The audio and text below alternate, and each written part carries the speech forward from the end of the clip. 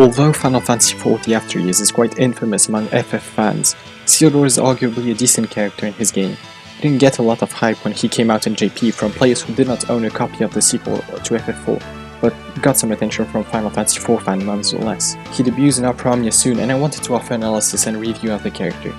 As with all Final Fantasy IV characters, he is an instant pity for me personally, but the choice is realistically up to you and you alone. In Omnia, he is often described as being a mix between Decil and Rosa, but is this really true, and to what extent? Let's first take a look at his skills. Saint Blast has 9 uses and is a 6-hit Holy Brave attack plus HP attack with 50% splash damage. It gives 6 turns of frame buff Red Wings and inflicts 4 turns of frame debuff Holy Wedge on all targets. Awakening has 4 uses and removes Ceodore's debuffs, healing him fully and granting him 6 turns of overhead Awakening. It increases Ceodore's bravery by 100% of his current HP. The skill has no turn delay and doesn't add to the turn count. While under Awakening, Ceodore gains not only access to his very powerful variations of his bravery attack and HP attack, which we'll cover later, but also has increased max bravery, attack, maximum HP, and permanent overflow.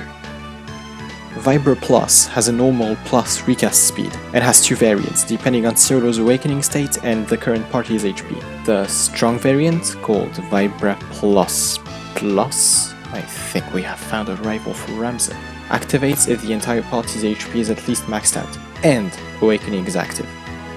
Vibra Plus is a 6-hit melee brave attack followed by a split HP attack 3 times, or a 4-hit brave attack plus HP attack delivered twice for the weaker version. After the last HP attack, it increases the party's bravery by 20% of HP damage dealt in total. Yeah, it's fairly straightforward except for the activation part.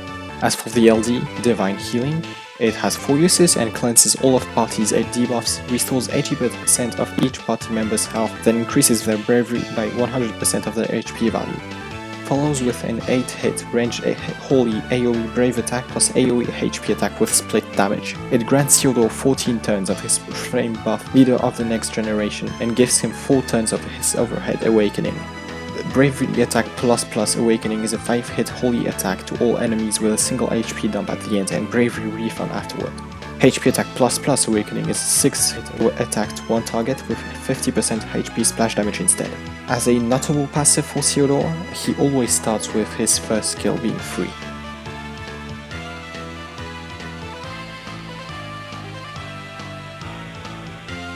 Ceodore's most notable feature is probably his strong party auras. Longtime players may remember how powerful aura bots once were, and Ceodore kind of does that too. His auras are basically on par with Rosa, but wait, Rosa is really outdated right now. What does Ceodore have up his sleeve to compensate? Well, I'd say his main strength lies in his powerful EX, which fortunately charges very fast as well. His EX is one of the most damaging skills in the game, and is very safe to use as it restores bravery to the party after the attack. There is a downside to this, however. If the entire party is not at full HP, be prepared for a huge drop in power.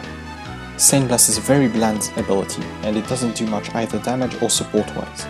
It does deal 50% HP splash damage, which is nice by itself, and inflicts Holy Imperil on all targets. His second skill, Awaken, is kind of weird, and getting a hang of it is not immediate.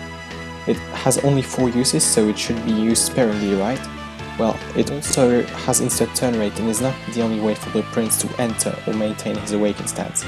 It should sometimes be used to cleanse own debuffs or to charge his EX up faster.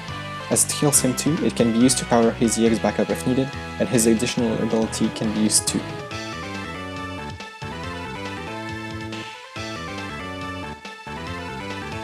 The best Final Fantasy prince? Well, okay, maybe not. He's actually a very straightforward character. His kit, as we've just seen, is not really convoluted at all, bearing his weapon tied skills. He's got a very solid EX ability, but there are a lot of gaping holes in his kit. He doesn't have access to party heal outside of LD and AA, but requires everyone to be at full health to function properly. He also provides good auras and has the light element tied to all damaging abilities, as well as Imperil, but no enchant, which is a missed opportunity in an era where bravery damage reduction. With heavy bravery damage reduction now being a thing on GL, as we've seen in the Medusa fight, most supports will start having some form of straight brave damage aura just like Balthier does. That being said, the auras themselves are quite potent. I think Ceodore is an overall really fun character to use in a lot of teams, but particularly in conjunction with his father.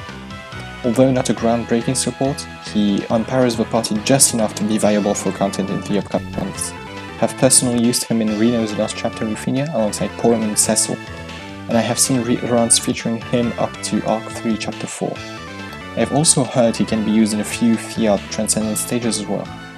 His main issue lies in his dependence on heals, which he cannot provide himself, severely limiting team compositions around him, especially in heavy HP damage stages, which there is going to be a lot of.